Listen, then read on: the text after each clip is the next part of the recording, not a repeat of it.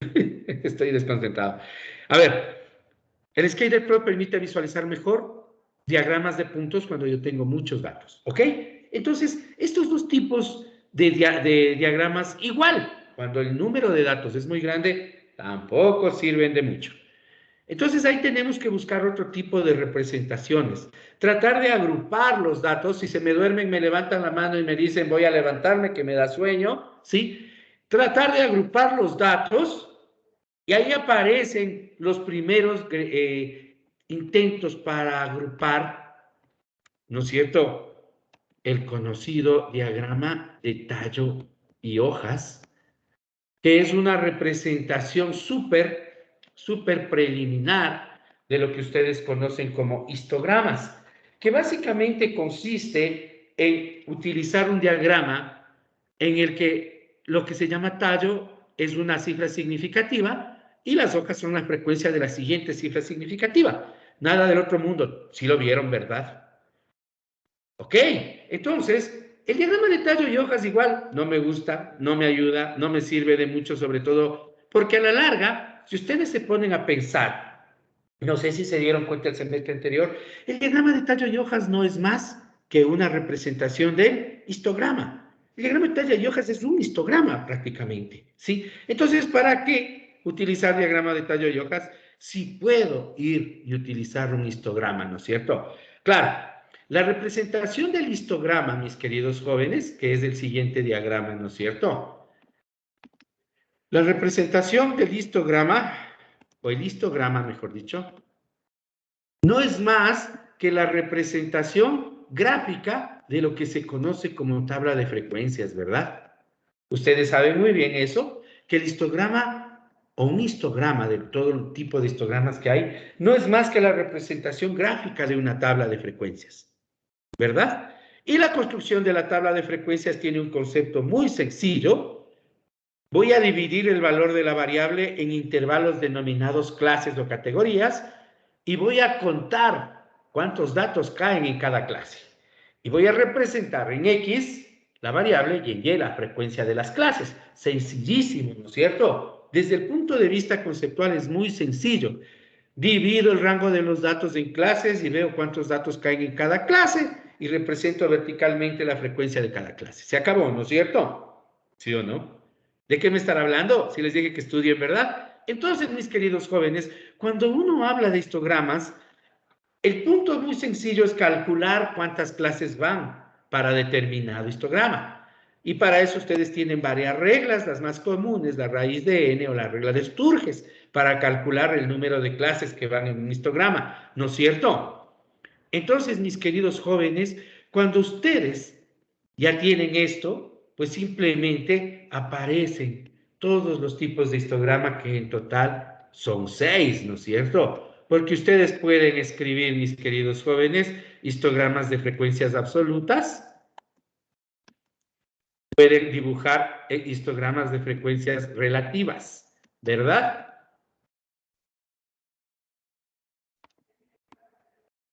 ¿No es cierto? Cuando nosotros hablamos de los histogramas de frecuencias absolutas, ¿verdad?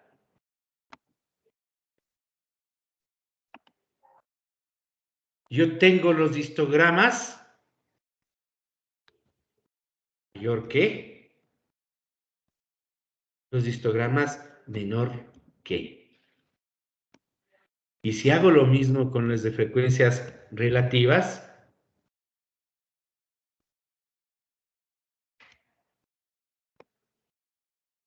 pues ahí están, ¿no? 6 tipos de histogramas, rapidito, sin necesidad de sufrir mucho, ¿no? Frecuencias absolutas mayor que, y a ver, estoy mal, perdonen, disculpen, estoy, y no digo yo. Aquí nomás estoy mal yo, ¿sí? Yo tengo frecuencias absolutas y frecuencias relativas mayor que y menor que, ¿no es cierto? Eso es lo que yo tengo como histogramas, ¿verdad? ¿Me estoy olvidando algo? Tengo la sensación de que sí. A ver, ¿alguien me dice que me estoy olvidando de los histogramas? ¿Mm? Faltaría la frecuencia absoluta acumulada. Gracias, listo, eso me estaba faltando, ¿no es cierto? Para cada uno de estos casos, y de hecho no solo en la absoluta acumulada, ¿no? Tengo frecuencia absoluta, tengo la frecuencia absoluta, digamos de normal, no, normal no es una buena palabra, el de frecuencias absolutas y el de frecuencias, a ver, ¿cómo le llamo? Ya, el de frecuencia absoluta y el de frecuencia absoluta acumulada. Ya, aquí estamos, así se va a ver mejor. Y el de frecuencias relativas, aquí estoy clasificando mal, también yo lo puedo ver, ¿no es cierto?, de esta manera. Observe, por favor. Yo también tengo el de frecuencias relativas, que hay dos, ¿no es cierto? El de frecuencia relativa como tal y el de frecuencia relativa acumulada. Y aquí es donde yo tengo que para los acumulados hay dos tipos, ¿no es cierto? El mayor que y el menor que. Entonces, observen ustedes, ya voy a abrir la panorámica para que quede más claro. Observen ustedes, por favor.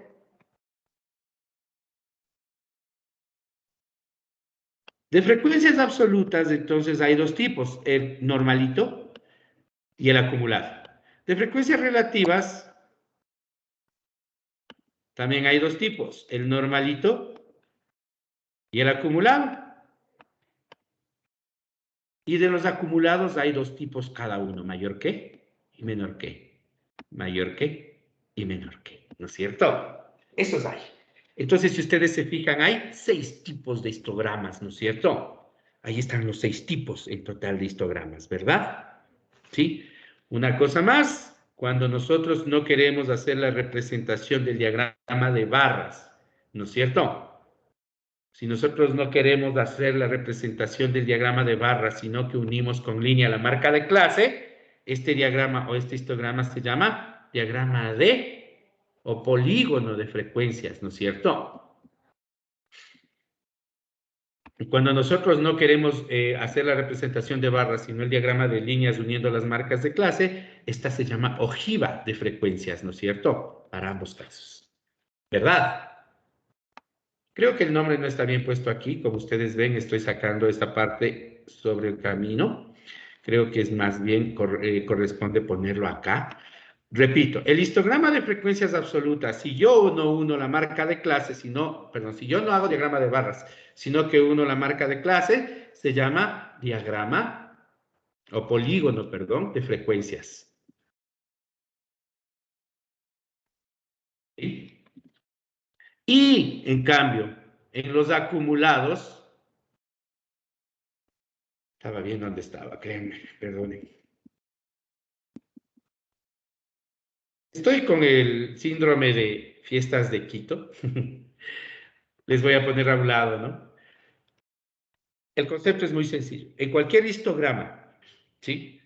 Si yo en lugar de dibujar las barras, uno las marcas de clase, se llama, si es el de frecuencias absolutas, si es el de frecuencias normal, se llama polígono de frecuencias. Y si es el acumulado, se llama ojiva de frecuencias. Eso es todo, ¿no es cierto? Ya. Entonces, sí estaba bien donde estaba poniendo yo. Los acumulados son ojivas y los normales son polígonos. Eso es todo, ¿no es cierto? Entonces, fíjense ustedes, 6 histogramas, de los cuales, mis estimadas y estimados guaguas, los que más nos van a interesar usualmente son, o el que más, el estrella de todos estos es este joven de aquí. Este es el estrella de todos. ¿Por qué? Ya van a ver más adelantito. Pero este es el más importante de ellos. ¿De acuerdo? Tiene una relación muy bonita con los percentiles, de hecho. Avancemos entonces, mis queridos jóvenes. Recuerden ustedes, la tabla de frecuencias nos permite construir todo este montón de histogramas, ¿no es cierto? 6 nomás son, no son tan montón. Ahí estábamos, recuerden ustedes. ¿Sí? ¿Ok? Entonces, Cuando nosotros ya tenemos la representación mediante el histograma o los histogramas que querramos, pues estamos a un buen punto para caminar respecto a interpretación gráfica de ellos. Pero, mis queridos jóvenes, no son los únicos, ¿no es cierto? Hay otros que son súper importantes en cuanto a representaciones gráficas, y uno de ellos es que es un diagrama estelar que fue desarrollado por Carl Pearson para ser la primera herramienta cualitativa para analizar normalidad. Ah, caramba, esto es nuevo tal vez. Es el diagrama de caja y bigotes. Repito una vez más, el diagrama de caja y bigotes fue desarrollado como la primera herramienta cualitativa, o sea, la primera herramienta para analizar al ojímetro. Si los datos puede suponerse que provienen de una distribución normal. De esto vamos a seguir hablando, ¿ok? Entonces, fíjense ustedes, mis queridos jóvenes, el diagrama de caja y bigotes, como ustedes saben, es una representación de medidas de posición y por tanto vamos a hablar de él ya luego, ¿verdad? Pero no es el único. Si yo, perdón, si yo combino el polígono de frecuencias con el diagrama de caja y bigotes, obtengo una hermosura que se llama diagrama de violín. ¿Sí? ¿Han escuchado de él? ¿Lo usaron? ¿Apareció en su vida? ¿No?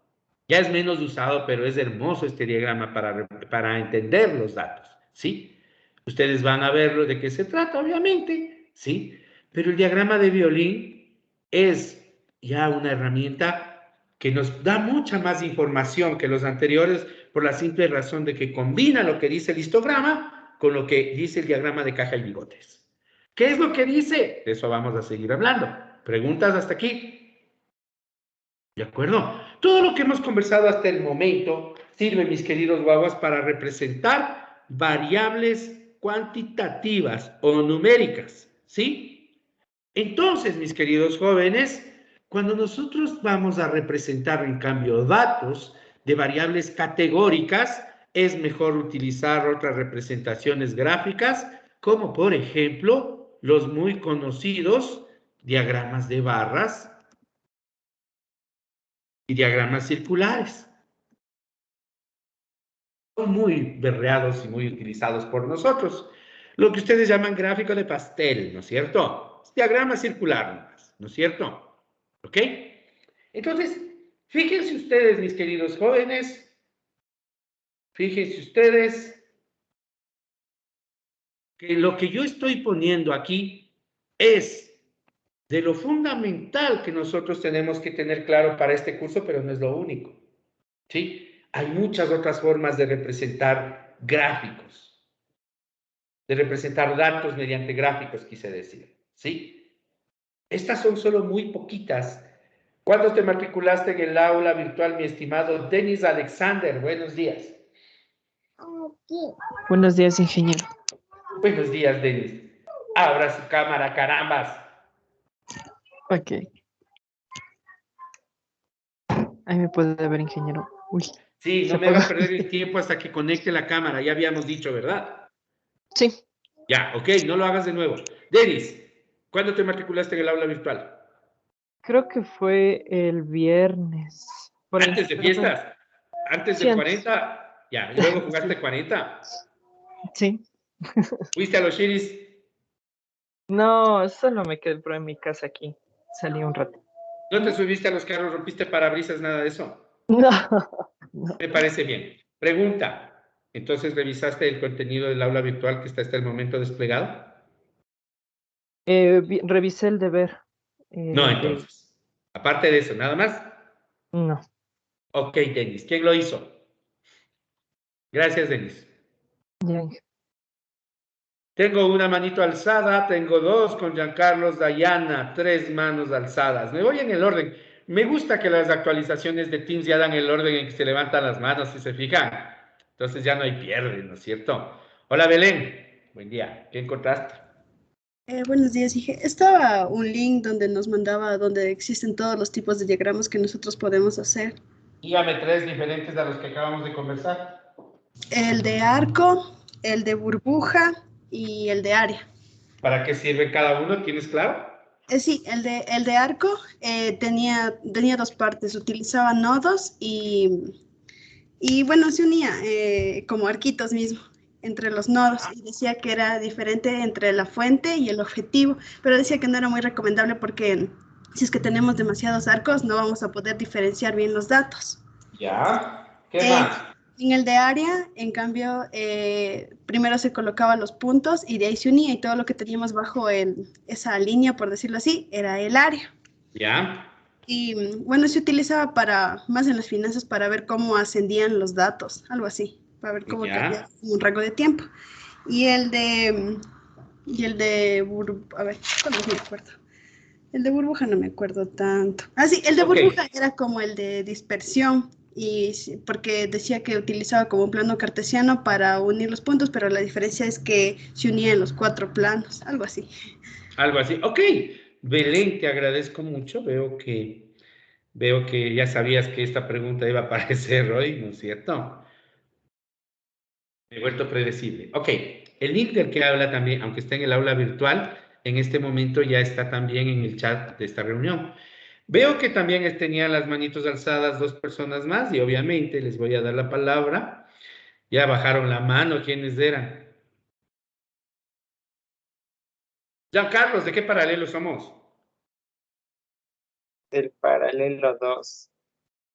Ok. ¿Qué más viste?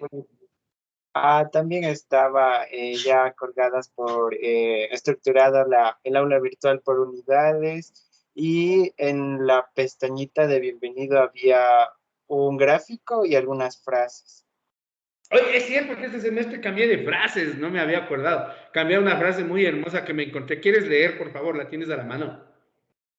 Sí, Inge, La primera, me gustó mucho este semestre, me la encontré. A ver. ya, no, no pretendas sentirlo todo. Lo mismo que para conocer un árbol, no pretenderías recorrer todos sus centímetros cuadrados. Habrá incertidumbre, lo sé, pero confía en que los momentos que antecesores serán suficientes para desentrañar la vida eterna. Que atesores, dice, ¿no? No que antecesores, que atesores. Primera cosa, si se dan cuenta de que está hablando de muestreo. No pretendas conocerlo todo, no se puede. Toma muestras, te dice. No puedes, para conocer el árbol no hay que recorrerlo centímetro por centímetro, dice. Y segundo, dice, tu vida puede ser descrita en términos de los mejores momentos de la misma, no de todos sus momentos. Eso nada más. Es muy bonita la frase, gracias, Giancarlos. Y una mano más que estaba alzada por ahí, ¿quién era?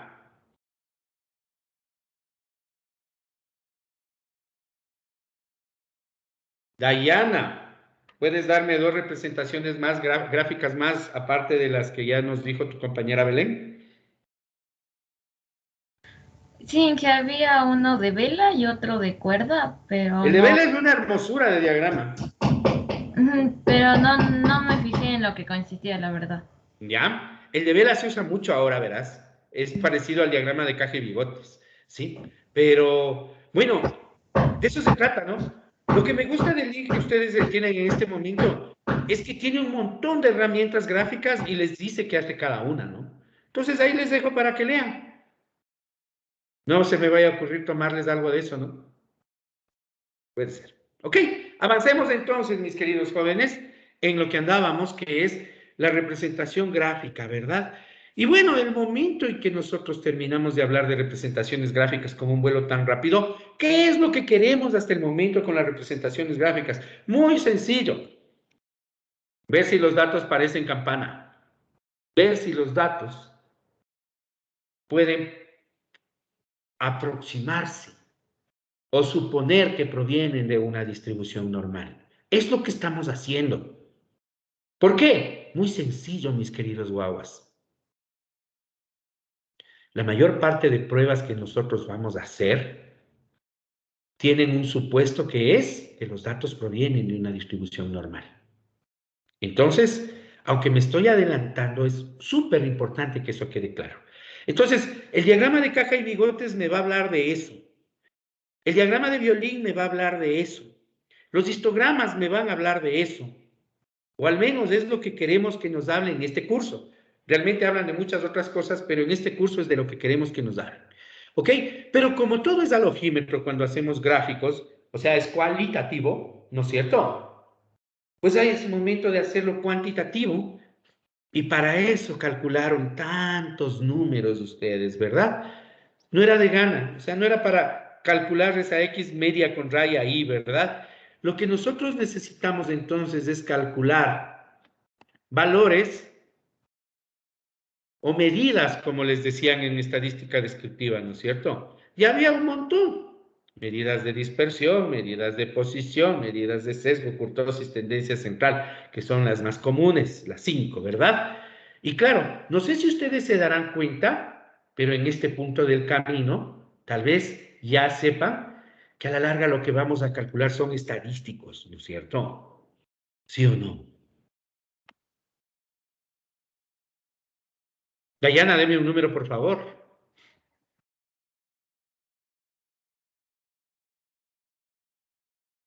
Dayana. Perdón, dije no se abre el micrófono. El 5. Ok, ya voy a bajar la lista porque han entrado 3 personas más. El 5, Denis Alexander, ya creo que conversamos, me voy con el 4, Luis Enrique Gómez, ¿cómo te va? Luis Enrique, ¿cómo estás? Buenos días, John, ¿cómo le va? Todo bien, mi amigo, cuéntamelo todo, ¿qué es un estadístico? No es la persona que es estadística, ya nos quedó claro, ¿no es cierto? No. Un estadístico es un dato que vamos a analizar. No, señor, eso es un dato. ¿Ok? ¿Otro intento? No, listo. ¿Quién me ayuda? Dame un número, Giancarlo, es más fácil. Ah, no, perdón, dame un número, Luis. Del 15. 15. Ok, me voy con el 16 porque el 15 era Dayana. 16, Irving Ariel, ¿cómo estás? Buen día, mi amigo. ¿Qué es un estadístico? Buenos días, Inge. Un estadístico, no, se define como el cálculo muestral del parámetro poblacional, ¡No! el cual, ¡Te va a matar! no me No, no, no, acuerdo. no, no. No. Cualquier valor que yo calcule de una muestra es un estadístico. Cualquier valor que yo calcule usando la información de una población es un parámetro. Se parecen, pero no son iguales. El concepto es el mismo. El uno es en la muestra y el otro es en la población. El estadístico es cualquier valor que yo calcule usando información proveniente de una muestra. Por tanto, todo lo que vamos a ver, medidas de tendencia central, de dispersión, de posición, yo les puedo calcular a una muestra o le puedo calcular a una población. ¿No es cierto? Pero como nosotros generalmente calculamos información de muestra, realmente vamos a ver estadísticos. En todo caso, vamos con esos conceptos, ¿no es cierto? Las más conocidas, las primeras, las más berreadas, las medidas de tendencia central, ¿no es cierto? Las medidas de tendencia central, recuerden, tratan de describir o de identificar un valor que represente al valor medio de la muestra o de la población, ¿no es cierto?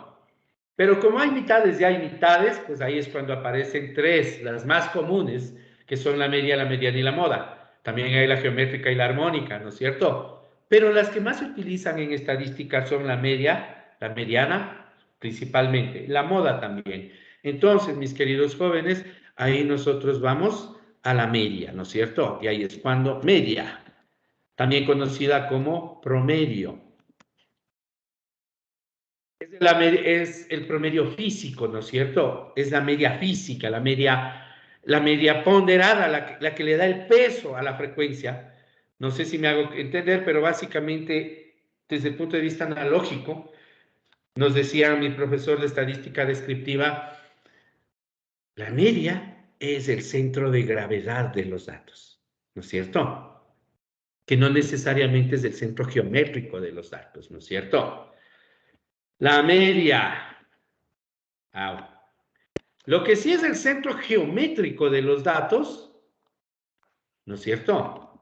El que sí es el centro geométrico de los datos es la mediana, ¿verdad? Si yo tomo una hoja de papel o una lámina de lo que sea y la doblo en dos, haciendo coincidir mitad con mitad, la línea del doblez pasa por la mediana, ¿no es cierto? No necesariamente la media, ¿ok? Y finalmente, el valor más berreado de los datos se conoce como moda, ¿no? Por eso la moda es berreada. ¿De acuerdo? Porque es el dato con más frecuencia, ¿no? ¿De acuerdo? Ustedes no es difícil calcular desde el punto de vista conceptual, ¿no es cierto? La media aritmética es la suma de todos los valores de la variable de la muestra dividida por el tamaño de la muestra. Y se representa con la letra X con una raya acá. Pero eso es para la muestra. Y se llama X media, media muestral, ¿verdad?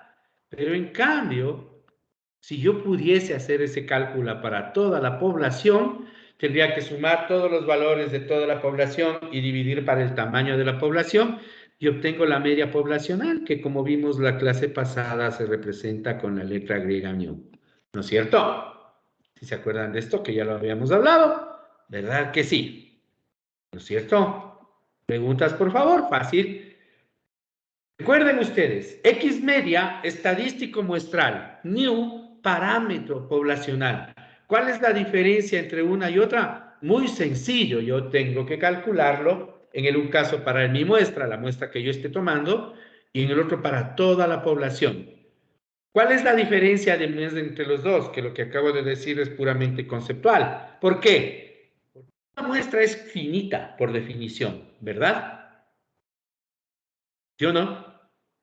Toda muestra tiene fin, un tamaño n minúscula, pero no todas las poblaciones son finitas, eso ya vimos la clase pasada, hay poblaciones infinitas, lo que hace que en muchas poblaciones sea imposible calcular el valor de nu. Comenzamos la clase anterior de poblaciones infinitas, ¿no es cierto? Entonces, nu es un concepto más que un valor, ¿sí se entiende? No es un valor que se pueda conocer matemáticamente. De eso vamos a hablar más adelante. ¿Ok?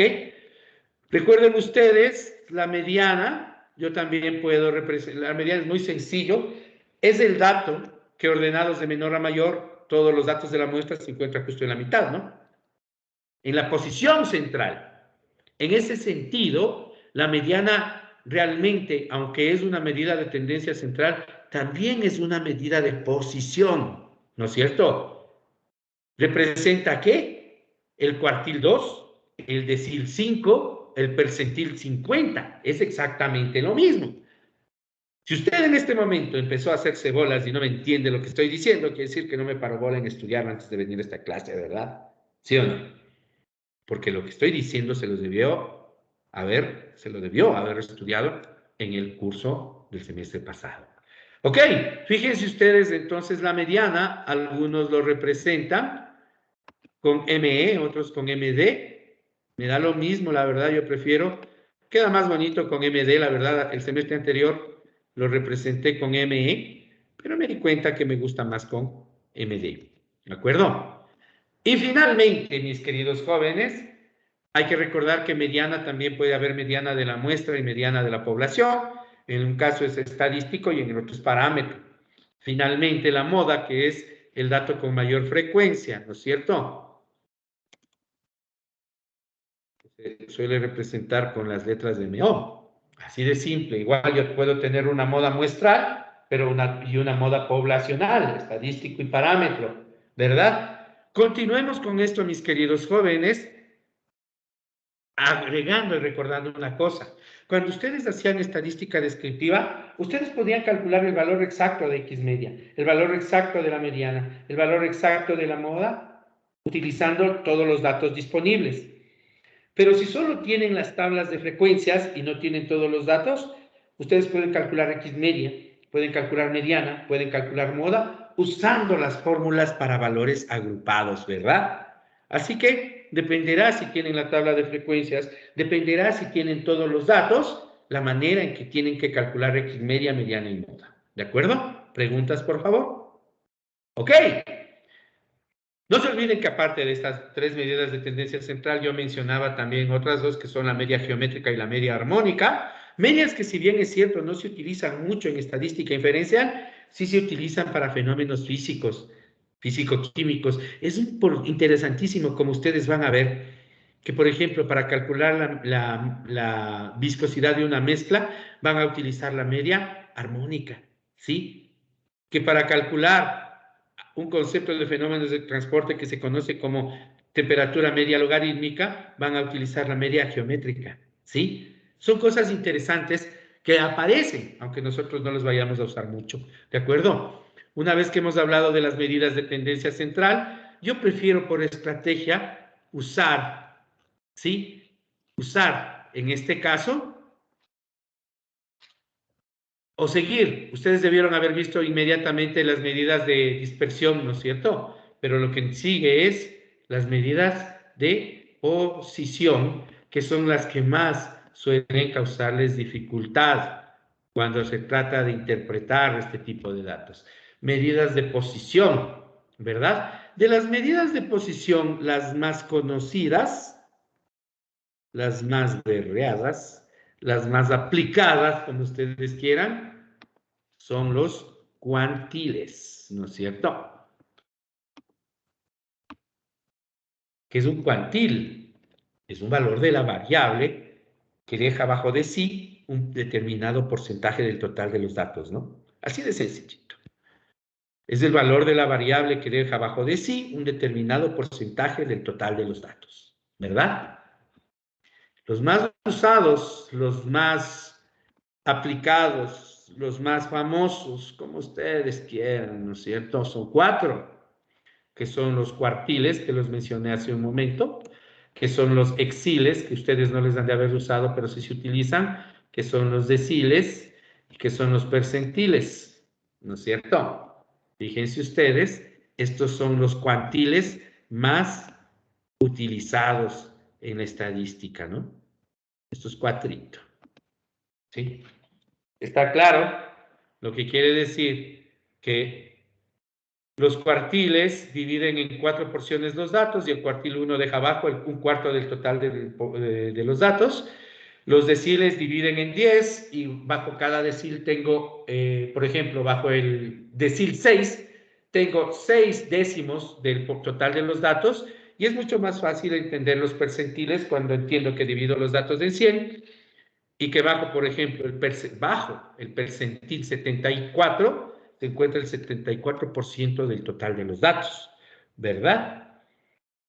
¿Por qué son medidas de posición? Porque me marcan una ubicación gráfica de la variable. Y es por eso que yo les decía hace un momento que la mediana es una medida de posición. La mediana es el cuartil 2, el exil 3, el decil 5 o el percentil 50. Es exactamente lo mismo. ¿De acuerdo? Ok. Estas medidas son importantes porque nos permiten visualizar gráficamente la forma de los datos. O mejor dicho, nos permite interpretar matemáticamente la forma gráfica de los datos. ¿Sí?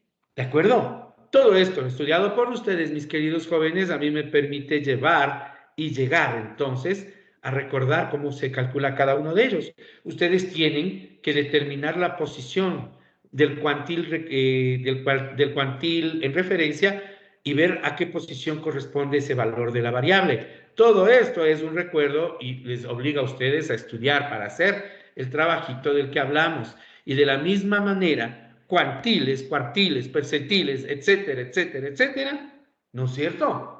Pueden calcularse para todos los datos o para los datos agrupados, ¿sí? Si ustedes ya empezaron a frentearle al trabajo que les envié el día jueves o viernes, pues ya debieron haber repasado estos conceptos, porque todo esto pido, ¿no? ¿Y se fijaron? ¿Sí? Ok, avancemos. Las medidas de posición más famosas son los cuantiles, entonces, una vez que yo ya tengo claro qué son los cuantiles, ahí me sirve hablar de medidas de dispersión. Las medidas de dispersión, como ustedes saben, tratan de darnos una idea de cuán alejados están los datos respecto a un valor central, que usualmente es la media, ¿no es cierto?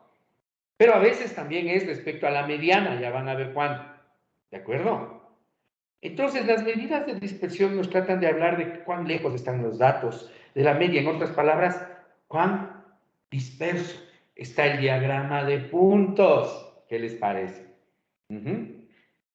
¿Cuán ancho es el histograma? ¿Qué les parece? ¿De acuerdo? Vamos por ahí. Entonces, mis queridos jóvenes, aquí empezamos con la más fácil, la más sencilla del mundo, la más básica, que es el rango, ¿no? El rango es una medida de dispersión. Recuerden que es la distancia entre el valor máximo y el valor mínimo de la variable, ¿no? ¿Sí? Es la medida de dispersión más fácil, que no nos ayuda mucho porque no nos permite tener un concepto comparativo o estandarizado. Entonces, la primera medida de dispersión estandarizada que se utilizó es la desviación media, que es el promedio de las distancias entre cada valor de la variable y la media, ¿no? El problema de esta desviación media es que como tiene signo, las sumas podrían ser 0, así que se toma el valor absoluto. No ayuda mucho. Así que ahí aparece la favorita de todos nosotros, ¿no es cierto? Ahí aparece la desviación, perdón, ahí aparece después de la desviación media la medida de dispersión favorita de todos nosotros. Y sé que muchos de ustedes están pensando en la desviación estándar, pero no. La desviación estándar es bonita, pero su cuadrado es el que me importa más. La medida de dispersión estadística por excelencia, mil disculpas, denme un segundo, es de la universidad misma.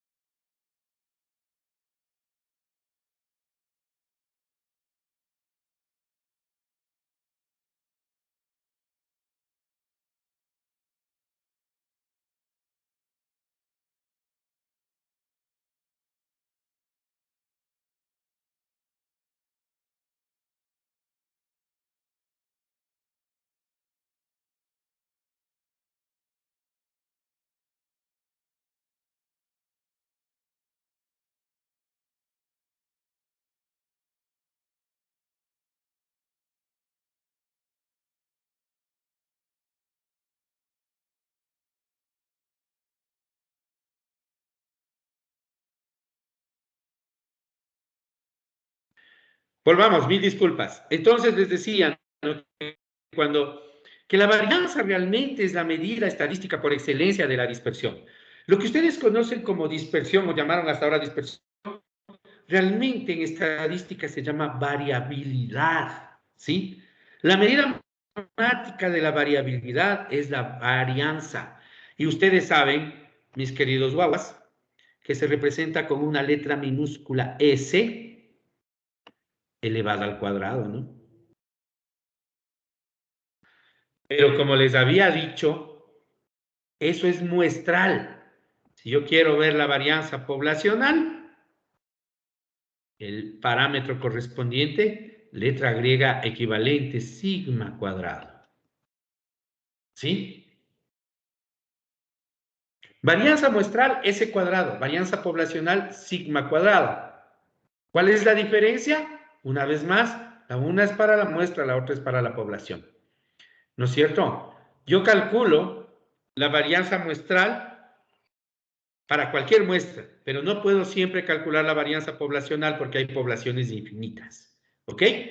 Entonces, nuevamente, de manera muy similar a New, la varianza poblacional a veces solo es un concepto y no se puede conocer su valor matemático verdadero. ¿Estamos claros? Avancemos. Entonces, no se olviden, mis queridos jóvenes, la desviación estándar es buena, pero mejor es la varianza. Porque a la larga ustedes saben que la desviación estándar no es más que la raíz de la varianza, ¿no? ¿De acuerdo? que es la otra medida de dispersión muy utilizada, que se entiende mejor desde el punto de vista del fenómeno. Se puede interpretar, tiene las mismas unidades, ¿verdad? De la media, así que es más fácil de interpretar la desviación estándar.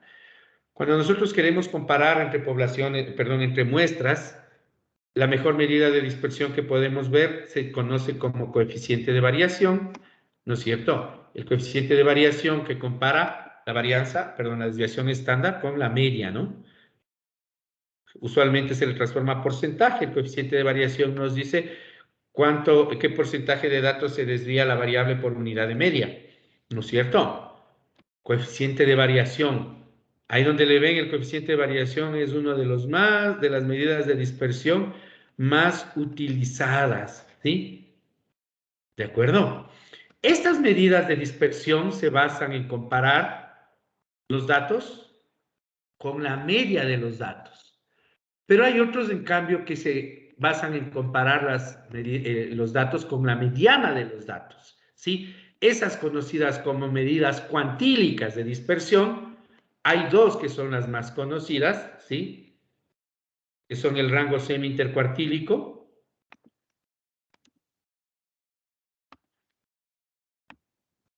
Repito, las anteriores se basaban de comparar cada distancia con la media. Estas se basan en compararlos con la mediana. Se llaman rango semi-intercuartílico, que es la media de la distancia entre el cuartil 3 y el cuartil 1, ¿sí? Que suele representarse con la letra Q simplemente. Y el otro que es muy importante es el rango percentil, 1090. Como ustedes leerán, es la distancia entre el percentil 90 y el percentil 10, ¿de acuerdo? ¿Ok? Estas dos medidas de dispersión no utilizan en su definición la mediana, sino únicamente, no utilizan la media, sino la mediana para fines comparativos, ¿de acuerdo? Lo interesante de estas medidas es que se pueden comparar. Usualmente es común que se compare el rango semi-intercuartílico con el rango normal y el rango percentil 1090 con el rango normal y el rango semi-intercuartílico con la desviación estándar. Y esa suele ser una primera aproximación interesante porque dice la leyenda que la primera forma de ver si los datos parecen normales es que si los datos del rango percentil 1090 y de la desviación estándar son parecidos, se puede estar diciendo que hay normalidad aproximada de los datos.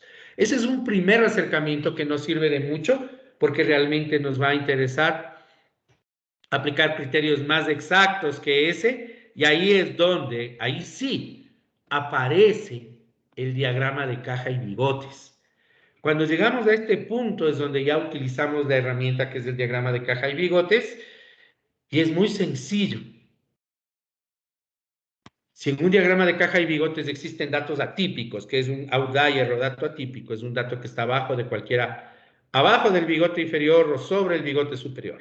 Si existen datos atípicos en el grupo de datos, pues se puede suponer que los datos no son normales, ¿no? Así era la interpretación. Si no la conocían, se las presento. Pero obviamente para eso hay como saber construir un diagrama de caja y bigotes, tarea que les corresponde a ustedes, ¿verdad? Entonces, mis queridos jóvenes, aquí es donde aterrizamos en esta partecita. Nos falta hablar de medidas de sesgo y de kurtosis. Y vamos viendo si tenemos tiempito, 9:59, y vamos viendo eso luego de la pausa de 5 minutos. Nos vemos en 5 minutos.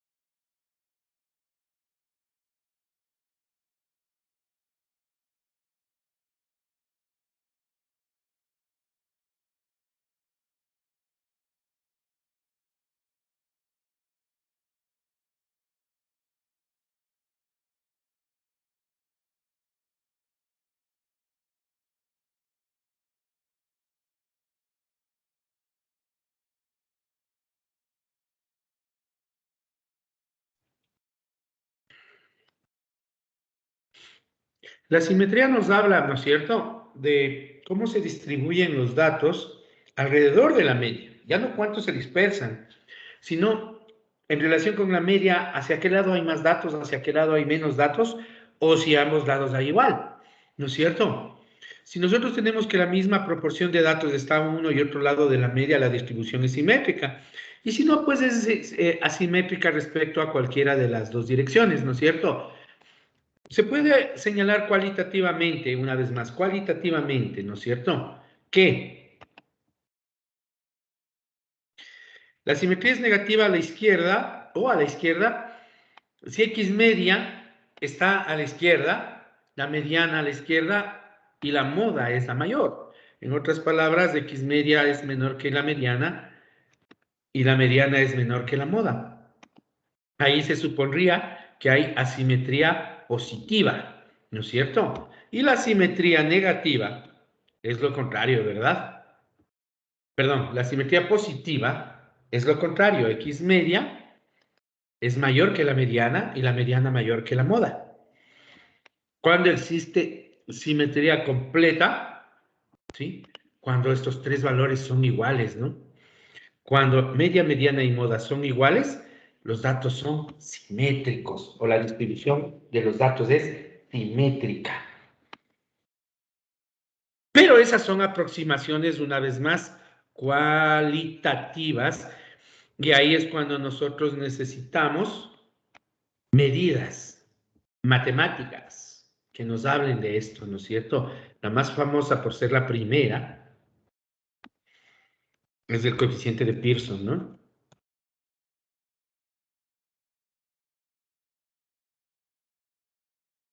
Que se basa en comparar la media y mediana. Tenemos otra medida de simetría que me parece mucho más razonable porque se basa en las medidas de posición y no de dispersión, ¿no es cierto? Se llama la medida cuantílica de simetría.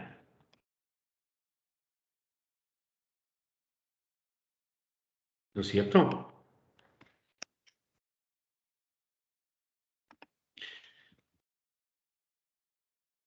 Estoy equivocado, es cuartílica nomás. Medida cuartílica de simetría, conocida también como coeficiente de Joule-Bowley, ¿no? ¿Ya de conocer? ¿Ok?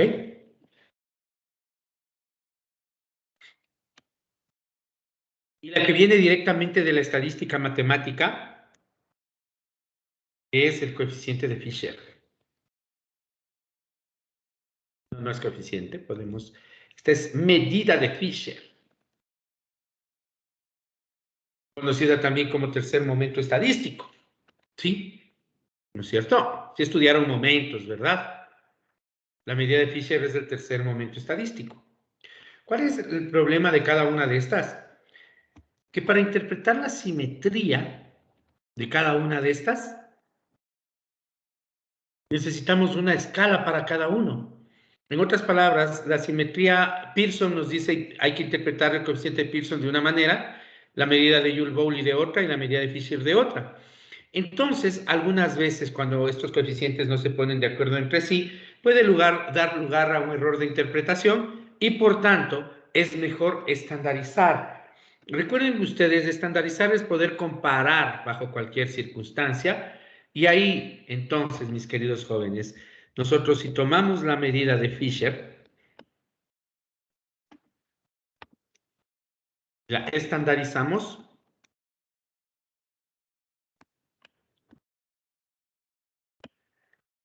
¿sí? La de Fisher nomás verán, no las otras dos.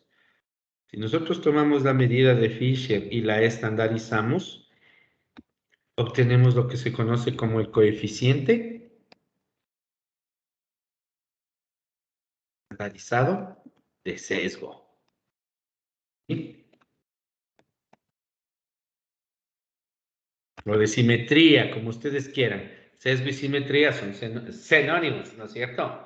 Entonces, fíjense ustedes, lo interesante de este coeficiente estandarizado es que transforma al coeficiente de Fisher en una puntuación Z.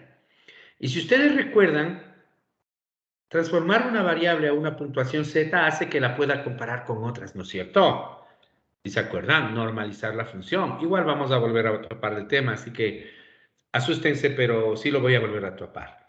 Eso quiere decir entonces que el coeficiente estandarizado de sesgo, que se encuentra entre valores de menos a más de infinito, porque la puntuación z se encuentra entre menos a más de infinito, basta con interpretarla así.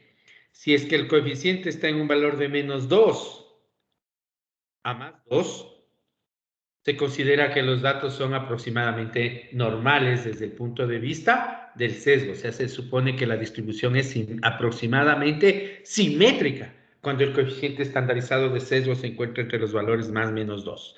¿No es cierto?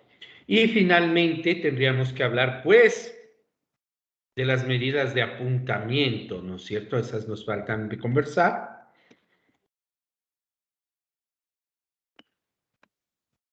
Las medidas de apuntamiento, conocidas un poco también con esa palabra tan extraña, medidas de kurtosis, ¿no es cierto? Y ahí es cuando ustedes van a acordarse de que había 3 tipos de kurtosis, ¿verdad? Que son la leptokurtosis, la mesokurtosis y la platikurtosis. ¿De qué hablan las medidas de apuntamiento? Nos hablan de qué tan acumulados están los datos cerca de la media, ¿sí? Cuando una medida o cuando un grupo de datos tiene pocas frecuencias, pocas clases de alta frecuencia, perdón, cuando un grupo de datos tiene pocas clases de alta frecuencia, la curva es afiladita, a punta, alta. Cuando un grupo de datos tiene muchas clases de frecuencias bajas y parecidas, pues estamos hablando de platicurtosis. El punto medio, que es la mesocurtosis, corresponde a la distribución normal. ¿Sí? Así era, ¿no? Entonces, una vez más, hay medidas para calcular esto. Si ustedes gustan, para que se acuerden de lo que estoy diciendo, ¿no es cierto? Rápidamente les pego este gráfico para que se acuerden de qué estoy hablando, ¿sí? ¿No es cierto? La curva roja, pocas clases, alta frecuencia. La curva verde, muchas clases, frecuencias similares. La curva azul, estamos hablando de la distribución normal. ¿De acuerdo? Entonces ahí nuevamente vamos a hablar de la medida cuantílica. Ahí sí, medida cuantílica, la kurtosis. O de kurtosis nomás, eso de la está de más. La medida cuantílica de kurtosis, que es, como su nombre lo dice, se basa en cuartiles y percentiles, ¿sí? Tenemos nuevamente la medida de Fisher, ya no del sesgo, sino de la kurtosis, ¿no? Y adivinen, es el cuarto momento estadístico, ¿no? ¿De acuerdo? Recuerdan ustedes, no sé si se acuerdan, el primer momento estadístico es la media, el segundo momento estadístico es la varianza, el tercer momento estadístico es el coeficiente de sesgo y el cuarto momento estadístico es el coeficiente de kurtosis, ¿no? Así era, ¿no? ¿Sí se acuerdan? No se acuerdan. Entonces, mis queridos jóvenes, una vez más, para no hacerles el cuento muy corto, como yo quiero tener un solo valor comparable y no depender de otros valores, pues he de tomar la medida de Fisher de la kurtosis y la estandarizo de nuevo. ¿Sí? ¿Qué implica estandarizar? Transformarla en una puntuación Z. ¿Sí? ¿De acuerdo? Y una vez más, si el valor está entre más menos 2,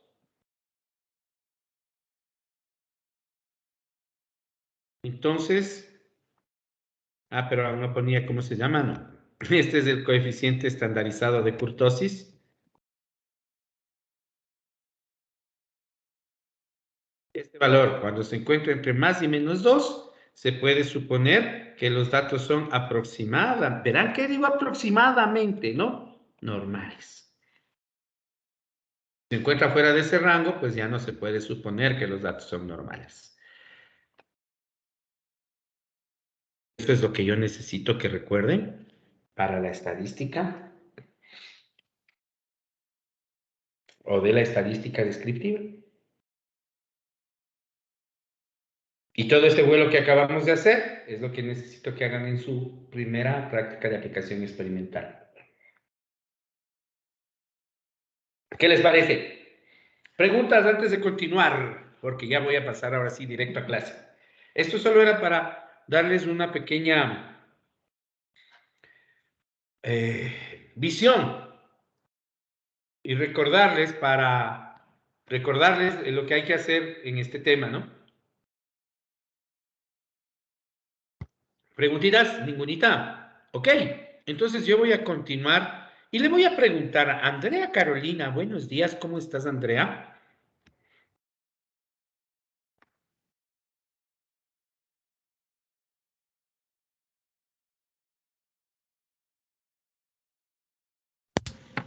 Inge, Hola, Andrea, dirales a sus compañeros que la asistencia va a ser obligatoria. Aún no nos comunican, pero están faltando muchos. Pero bueno, yo te llamaba para que me des un número, por favor. el 16. Muchas gracias. Irving Ariel Moreta, dame otro número. El 23. Gracias, señor. Ya, y este sí, Milton Sebastián del Salto. ¿Cómo vas, Milton? Buenos días. Buen día, Inge. ¿Todo bien? ¿Cómo? Me alegro. Cuénteme, ¿qué tal estás para una estadística descriptiva entonces? Una máquina. Sí, bastante bien, creería yo. Hay algunas cosas de cervicurtosis que aún me faltan, pero bien. Ya, ok. Me alegro mucho. Entonces, cuénteme, ¿de qué va la primera unidad del curso? Eh, Después de probabilidad. O Esa no es probabilidad. unidad. Ah, ya. No viste el sílabo de nuevo. O sea, distribuciones, ¿cierto? A la divina. Claro, Pero la sí, primera distribuciones. unidad es otra cosa. No solo es distribuciones. ¿Qué más era, Milton? Chuta, no me acuerdo, Inge. La verdad no revisé el cielo. Ok, Milton, te agradezco. Luis Enrique, ¿qué más es? Gracias, Milton. Distribuciones de la probabilidad y teorema del límite central. ¿Qué? Distribuciones de la probabilidad y teorema del límite central. Ok, estoy de acuerdo. Esto es lo que vamos a ver, ¿no? Entonces, fíjense ustedes, la hora anterior de clase fue una cortesía de mí hacia ustedes para recordarles un poco de medidas de todo lo que es estadística descriptiva.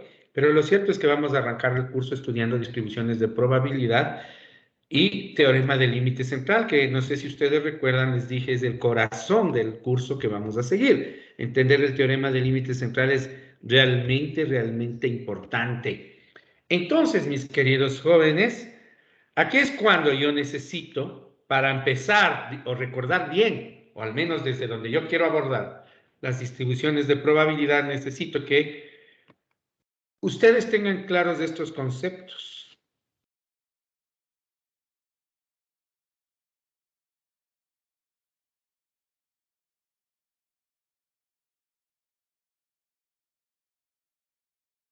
Ahí ya me caí. Experimento aleatorio. Muestra. En particular, hablemos solo de muestra. ¿Bien? Y finalmente, espacio muestral. Ya. Necesito estos conceptos clarísimos, estos 4 conceptos. Nuevamente, porque ya topamos algunos de ellos, ¿no es cierto?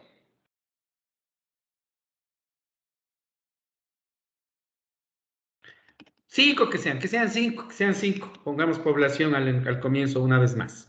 ¿Sí? Ya. Población, variable aleatoria, experimento aleatorio, muestra, espacio muestral. La población es un conjunto de individuos que nos interesa estudiar. La variable aleatoria es una característica de esos individuos que varía de un individuo a otro y es imposible de predecir su valor. El experimento aleatorio es la acción que voy a realizar sobre la población que va a derivar en una variable aleatoria. La muestra es un subconjunto de una población. El espacio muestral son todos los resultados posibles de un experimento aleatorio. Acabo de recitar algo, les ahorré mucho trabajo, porque no es lo que me interesa. Por favor, tómense sus 5 minutos. En un ejemplo para una sola población, una variable aleatoria, un experimento aleatorio, una muestra, y cuál es el espacio muestral correspondiente. 5 minutos, y aquí estoy. Yo aquí estoy, calladito, sin imagen, pero definan. Variable, nuevamente, población, variable aleatoria, experimento aleatorio, muestra, cuál es la muestra que van a tomar y cuál es el espacio muestral del que provino esa muestra.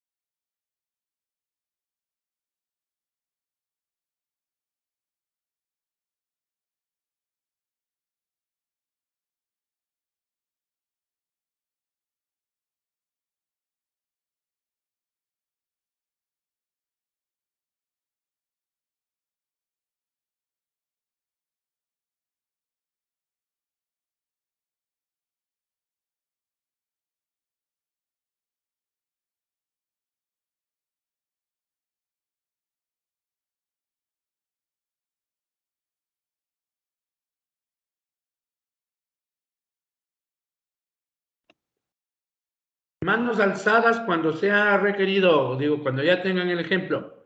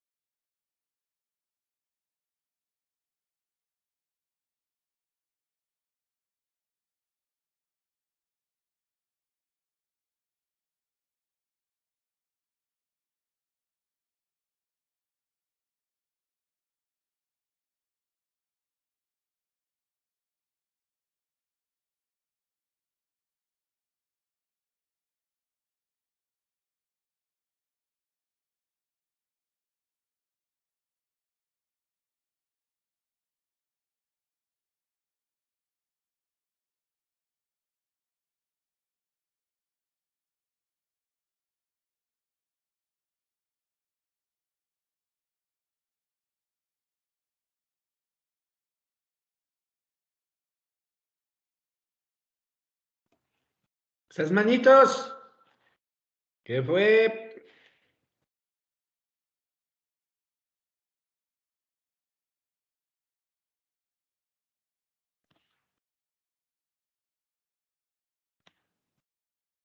Tengo 1, 3.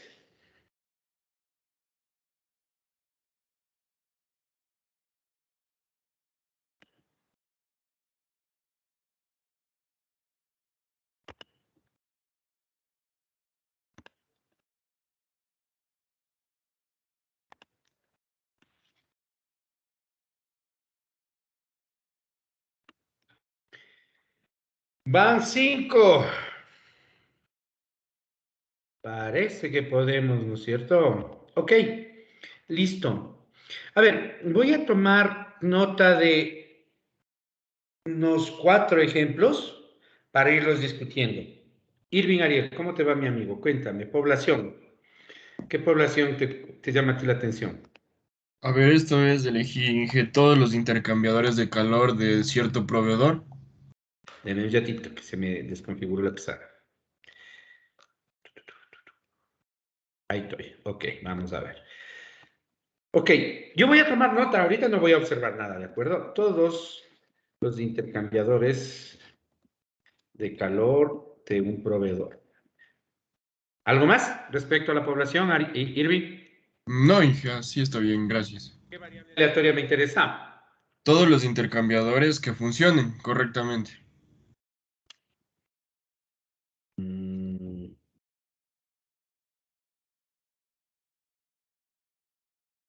Funcionen correctamente.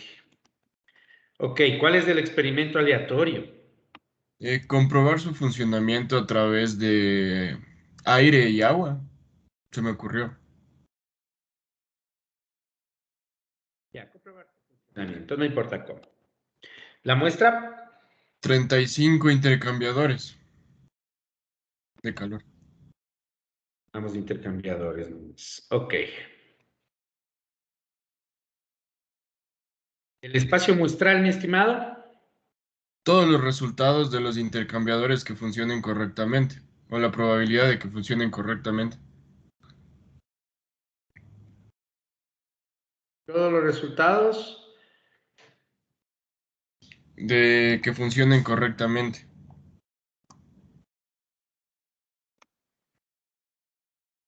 Ok, me voy a quedar ahí. Listo. Gracias, Irving. Lo vamos a ir topando, ¿sí? Vamos a ir conversando. Y en este momento vamos a escuchar otro para ir comparando e ir sacando conclusiones. Hola, Belén Anaís, cuénteme, ¿cuál es su ejemplo? Vamos Ya. ahí, población. Todos los edificios residenciales con un año de antigüedad ubicados en la ciudad de Quito.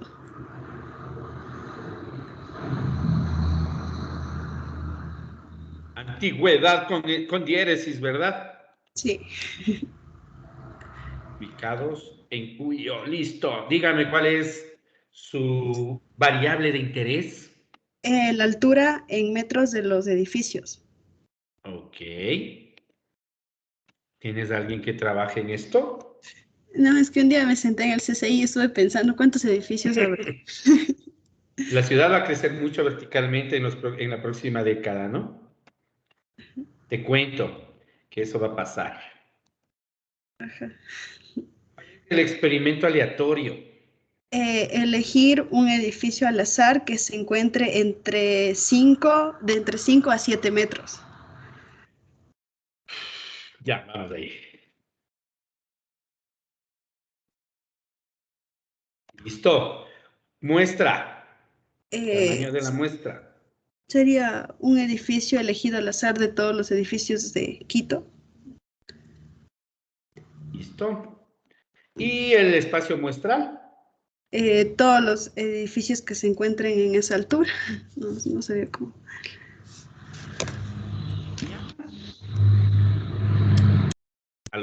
Altura. Gracias, Belén, te agradezco por tu ayuda. Tengo a Giancarlos Jaramillo. Buenas, Giancarlos, ¿cómo estás? Ojo, me estoy dando cuenta que son las mismas personas que anduvieron por aquí desde temprano. Verán que son 30. Están 30, porque son más. Verán que son 30. No me obliguen a hacerles aparecer, ¿no es cierto? Giancarlos, cuénteme. A ver, déjeme, dame un segundito, por favor. Listo, vamos viendo, ¿no? Vamos analizando lo que sale y vamos para que entendamos por dónde va el asunto. Cuénteme, ¿cuál es su variable de interés? No sería primero la población, dije. Ay, disculpe, ¿cuál es la población? La población son 18 peces de mi pecera. ¿18 qué? Peces. ¿Peces? Ah, ¿De dónde? Dije, ¿me escucha? ¿18 peces? En la pecera, o sea, en mi pecera. Ajá, ay, ok. Ya te entendí a lo que te referías. Sí, si estoy aquí, es mejor prender mi cámara en la pecera, en mi pecera, tal, ya. Siga, ¿cuál es la variable de interés?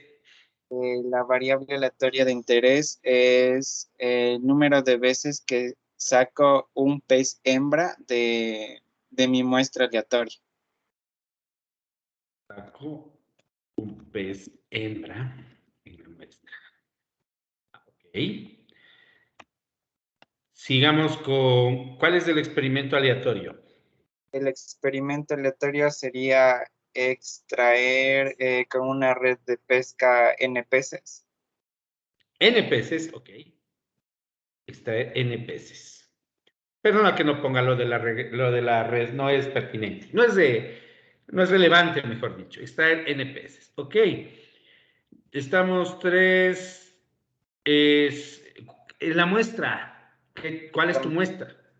Tamaño de la muestra son 5 extracciones. ¿Ya? ¿Y el espacio muestral? Sería una combinación de 18, combinación 5, 18 Ok. Listo. ¿Ya? Listo. Avancemos. Tengo una persona más y con esa persona avanzo, ¿de acuerdo? Dayana Abigail, su ejemplo, por favor. Ya dije, sería la población 20 lotes de botellas de plástico. Ya. 20 lotes de botellas. Ya. Vamos. Ya, la muestra, el número de botellas defectuosas en un lote. El número de la variable de interés, dices, ¿no? Sí.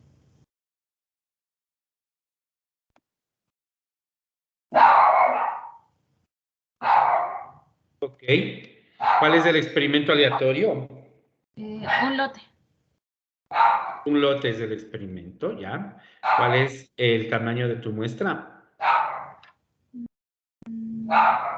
Igual, un lote. ¿Ah? Y finalmente el tamaño del espacio muestral. El número de... A ver, el número de botellas defectuosas en un lote. Ok. Listo, mis estimados jóvenes, ahora sí con todos. Te agradezco, Dayana. Vamos ahí. Observemos con atención, por favor. Permítanme poner uno junto al otro para que se puedan visualizar los 4 mejor. ¿Sí?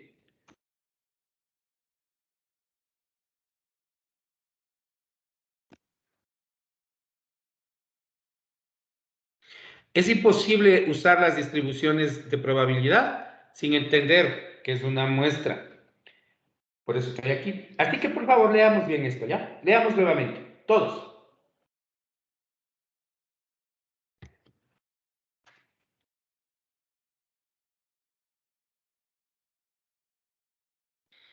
No les recomiendo copiar porque igual vamos a trabajar sobre eso.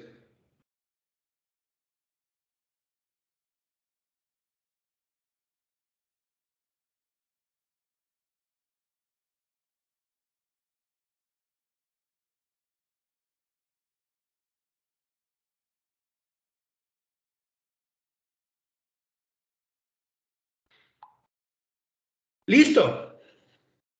Vamos a analizar. De los 4 ejemplos que yo tengo, voy a tomar en este momento, en orden voy a tomar, no voy a irme en orden y ya van a ver por qué. Prefiero irme desde un ejemplo que está medianamente definido a uno que está mucho mejor y luego a los otros dos para que veamos dónde están las dificultades. Tienen en común todos estos ejemplos que todas son variables discretas. Nadie se lanzó a una variable continua. Tengan la bondad, mientras conversamos de esto, o mejor dicho, antes de continuar, quiero un ejemplo con una variable continua. Rapidito. ¿Quién haya tenido de las otras personas? ¿Quién tiene un ejemplo con variable continua? Aquí todos se me lanzaron a variable discreta. Entonces, repetir uno de estos me da lo mismo. Cualquiera de ellos se va a entender si hago uno solo. ¿Alguien con variable continua? Nadie. Pero si vamos a trabajar más con variables continuas que discretas, me hago más. A ver.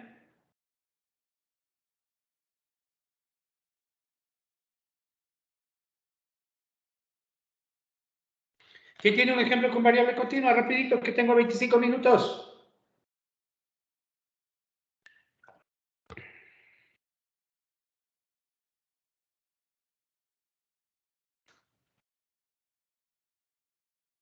Hola Lili, ¿cómo estás?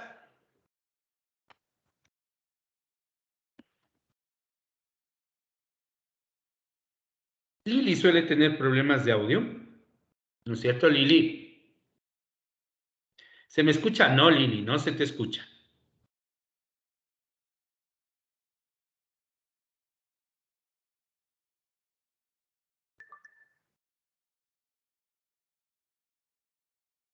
Lili.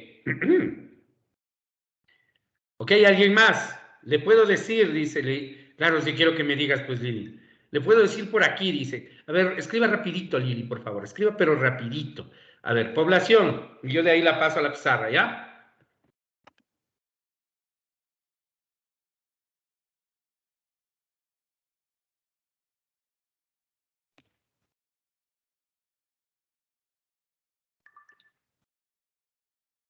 La población dice, cantidad de personas que tiene cáncer en un hospital de Solca. Ok, continúa con la variable de interés. Quiero pedir disculpas si es que hay una falta de ortografía. Estoy copiando lo que Lili me pone, no es mi ortografía. ¿Sí? Dice, variable aleatoria, número de mujeres que tienen cáncer en el hospital. Lili, detente. ¿Dónde está la variable continua? Esto es discreta. Cambie. Mil disculpas que te detenga, Lili, pero es otra variable continua. Digo, es otra variable discreta, número D. Ok, así que no estoy buscando eso, ¿verdad? Ya, automáticamente ya me da la variable aleatoria. Número D, ahí quedamos. ¿Ok? Así que alguien más, por favor, una variable continua, ¿qué han de hacer? Es súper importante para mí que haya un ejemplo con variable continua. Perdonen que le haya cortado la inspiración así con tanta rapidez a Lili, pero automáticamente, número de edificios, número de intercambiadores, número de lotes, número de botellas, número de pacientes, variable discreta, no hay a dónde. Así que,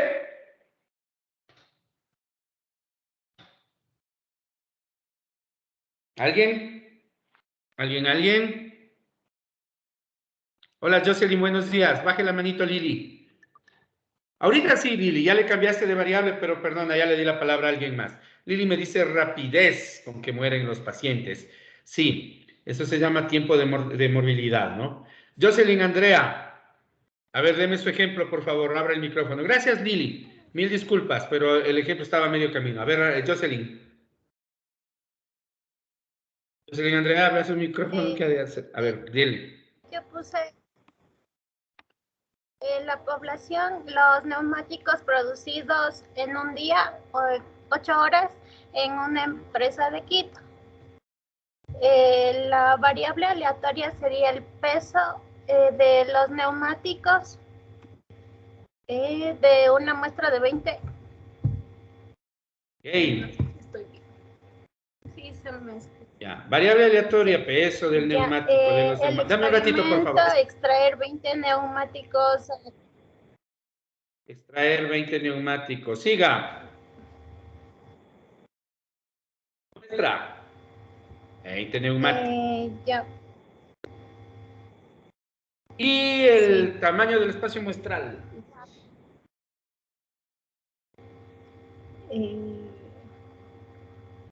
ese no tengo claro. Ok, pero te agradezco. Listo. Ok, vamos a ver ahora sí, mis queridos jóvenes. Vamos a ver. Vámonos a ver. Vamos y empecemos con el ejemplo de de los edificios, era de no me acuerdo quién era, pero ya, sin nombres. Dice, población, todos los edificios residenciales con un año de antigüedad ubicados en Quito. Ya, con un año de antigüedad, dice, verán. Yo no sé exactamente cuánto será, pero primero, conceptualicemos. ¿Población finita o infinita? Es una población finita, ¿sí o no? ¿Verdad que sí? No sé, permítame dar un número, no sé. Verá que dice todos los edificios residenciales con un año de antigüedad. Construcciones nuevas que hay al año, 10.000, no sé si sea el número, pero es una población finita de tamaño 10.000, estoy diciendo, ¿verdad? ¿Sí? ¿Por qué? O sea, la verdad es una estimación. No tengo idea si sea verdad o no.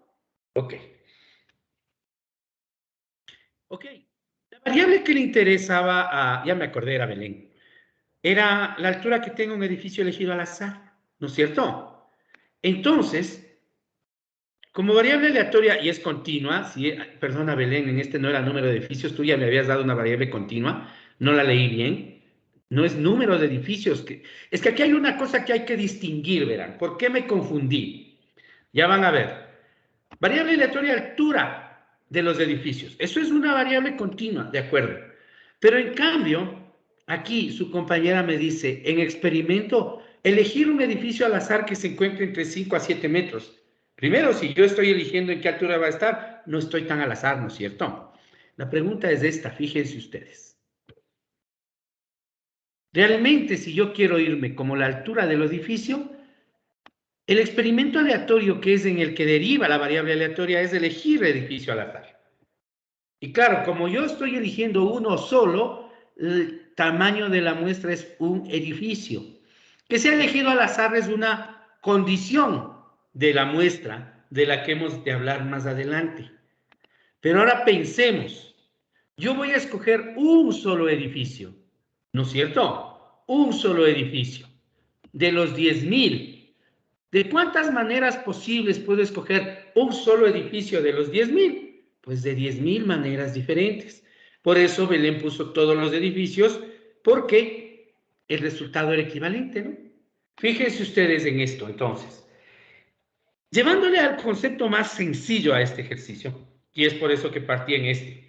Yo tengo una población finita, y de todos los elementos de la población voy a elegir uno solo, al azar, y voy a analizar cualquier característica de ese individuo de la población. ¿De cuántas maneras diferentes puedo elegir yo un solo individuo? Del tamaño de la población, pues. ¿No es cierto?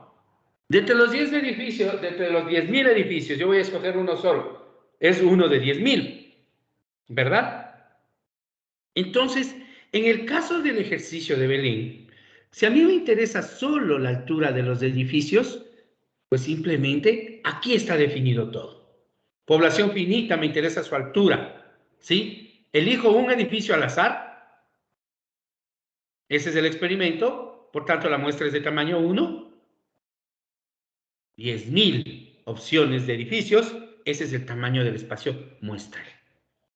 ¿Verdad? Y claro, ahí el ejercicio de los neumáticos tiene una diferencia interesante de la que vamos a hablar, pero ahorita yo me voy para acá y voy a tomar el ejercicio de la pecera.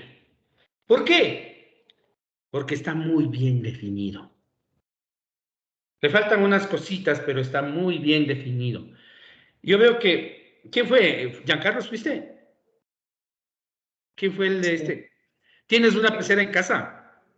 No, pero es que ayer le fui a visitar a mi tío y... No, pero ayer te fuiste a comer a un chifa, dices.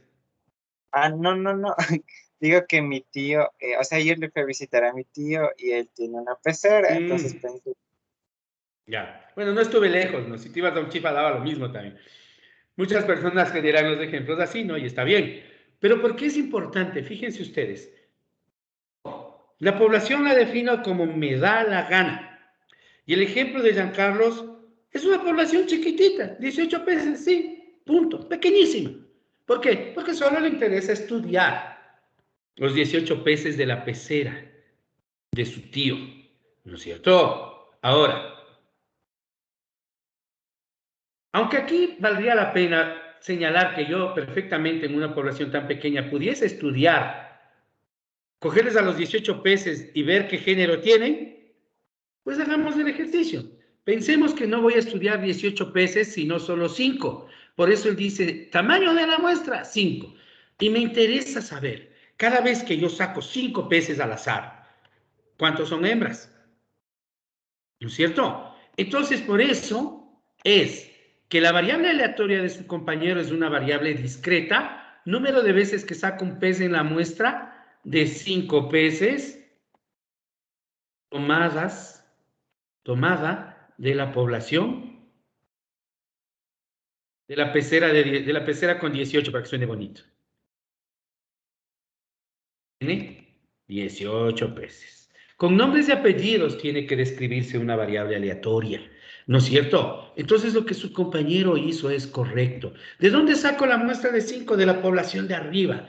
¿Cuál es el experimento aleatorio? Una vez más, extraer 5 peces. Él me dijo N, era un error porque tengo que especificar cuál es mi experimento de la pecera que tiene 18 peces. Súper específico en que el experimento señala, yo no voy a coger los azulitos, los moraditos, los peces globo, payaso, voy a extraer 5 peces al azar. ¿Sí? Por tanto, 5 extracciones. ¿Y cómo? Y aquí vale la pena una aclaración, que usted es adelantarse a lo que vamos a repasar nuevo, pero está claro que si yo saco un pez y le veo el género, no lo tengo que devolver a la pecera, porque me interesa el género individual. Por tanto, estas extracciones son sin reposición. ¿No es cierto? Y aquí viene nuevamente. Escúchenme, en el ejemplo del edificio, que este ya está bien, ¿no es cierto? En el ejemplo de los edificios, ¿de cuántas maneras diferentes puedo sacar yo un individuo entre 10.000? De 10.000 maneras diferentes, ¿no es cierto? Pero, ¿de cuántas maneras puedo yo sacar 5 individuos entre 18 sin reposición? 18 es 5. Y ahí es cuando ustedes tienen que ir a repasar conteo. ¿Sí? De un conjunto de 18 individuos, ¿de cuántas maneras diferentes puedo sacar 5 a la vez? Eso se llama combinación. ¿No es cierto? 18 es 5. Por tanto, lo que Giancarlos me dio como ejemplo es correcto. ¿Cuánto sale? Rapidito, denme calculando. Sale 8.568. Parece que no, pero entre esos 18 pececitos, yo puedo sacar, ¿cuánto me dijiste? 8.000, ¿cuánto? 8.568. Muestras diferentes, y esa es la clave de 5 peces. ¿Qué les parece? El tamaño del espacio muestral ha sido de 8.568, no más. ¿Sí se fijan? Entonces, el concepto del tamaño del espacio muestral suele dar confusión. Y hay que recordar que el concepto no es suficiente para entenderlo como tal.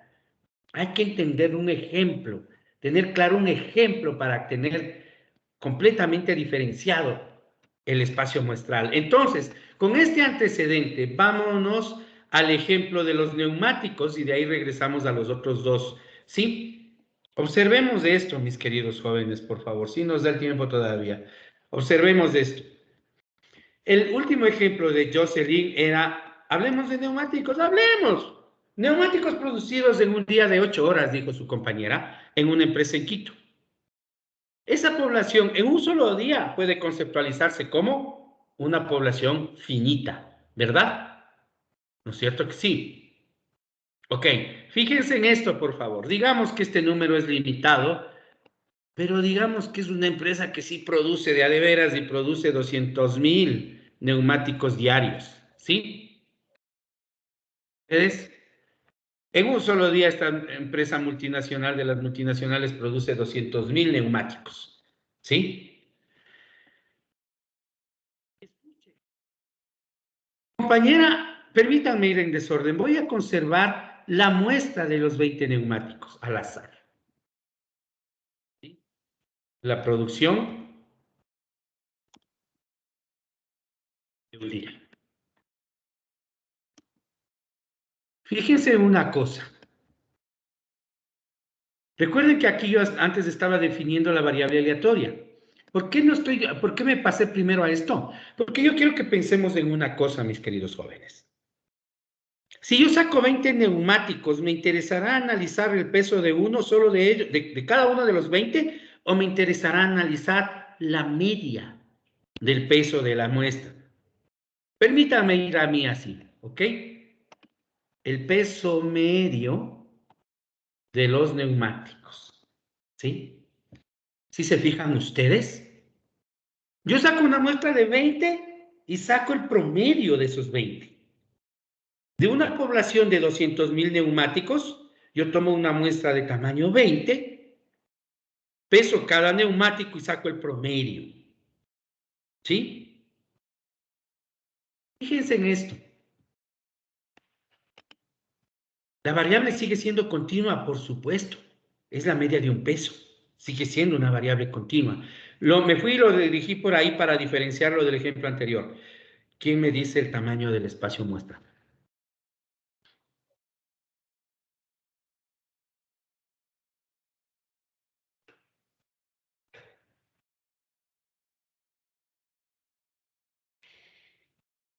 ¿Qué han de hacer? Espacio muestral.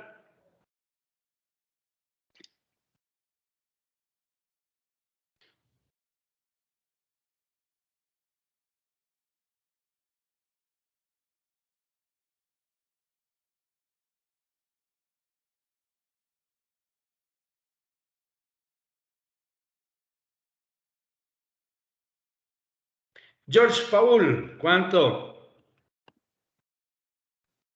Inge, ¿cómo está? Serían los neumáticos producidos en un día. ¿Perdone? Serían los neumáticos producidos en un día. O sea, los 200.000 mismo. Sí. Eso se haría si la muestra es de tamaño 1, George. ¿De cuántas formas diferentes entre 200.000 tú puedes elegir un neumático? Uno solo. Sí, 200.000 formas diferentes. Pero aquí te dice 20 neumáticos. La pregunta inmediata que debieron haberme dicho hacer ustedes es, ¿cómo sin reposición? La pregunta es sin reposición, como en el de los peces. ¿Cuántas? ¿Quién me dice?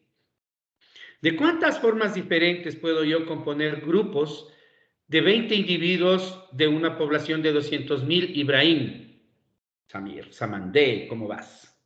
Buenos días, profe. 200.000 combinación 20. ¿No es cierto? Sí, 200.000 no tengo el C20. resultado porque no me da la calculadora. Se revienta la calculadora. ¿Alguien que lo haga en Excel? En calculadora se revienta. En calculadora esto revienta. ¿Cuánto, Irving? 4,31 elevado a la 87, Inge. Qué belleza, ¿no?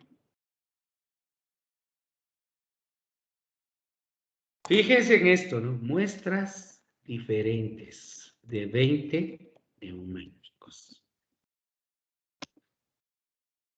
¿Se dan cuenta de lo estúpidamente grande que es un número que es igual a 4 por 10 a la 87? ¿Sí? Yo, que es una población medio grande, pero finita, ¿no? Si se fijan. ¿Cuántas muestras de 20 individuos puedo tomar de una población infinita? ¿Quién me dice? Está claro que infinitas muestras. Perdón, Michelle, ya te gané, mil disculpas. ¿Sí? Está claro que infinitas muestras, ¿no es cierto? Entonces, fíjense ustedes la dificultad de trabajar los temas de probabilidades del concepto de espacio muestral, desde el tamaño del espacio muestral. Está fácil. Si yo lanzo un dado, el espacio muestral de un lanzamiento es 6. Si yo lanzo una moneda, el espacio muestral es 2. Pero si ya lanzo 2 monedas, el espacio muestral es 4. Y el espacio muestral empieza a crecer de tal manera que a veces es muy difícil definirlo, si se fijan. Finalmente, el espacio muestral también depende de si yo muestreo con o sin reposición. Si yo tomo una muestra sin reposición de una población finita, el número de muestras también es finito, es grande, pero finito. Pero si yo tomo una muestra de cualquier tamaño en una población infinita, el número de muestras es infinito, ¿sí o no? Pero también es infinito el número de muestras que yo pueda tomar de una población finita con reposición. Analicen lo último que acabo de decir, por favor. Repito una vez más. Está claro que el número de muestras que yo puedo tomar sobre una población infinita es infinito, ¿no es cierto? Pero les estoy diciendo que yo también puedo tomar infinitas muestras de una población finita con reposición. Pensemos en esto, escúchenme, con este ejemplo cerramos la clase para ponerle más sencillo. La clásica, pensemos en una bolsa con 5 esferas, ¿ya? ¿De acuerdo? Y tomemos una muestra de tamaño 2 con reposición. ¿Qué implica eso? Saco una, veo el color, anoto, devuelvo. Siempre va a haber 5 esferas ahí. Y por tanto yo puedo estar muestreando infinitamente porque siempre repongo. Una población finita con reposición equivale a una población infinita. Y de esto vamos a abundar hablando de distribuciones. Por hoy, yo lo que quiero que quede claro es que distingan muy bien, y mil disculpas a las personas cuyo ejemplo no topé, Irving y alguien más, ¿sí?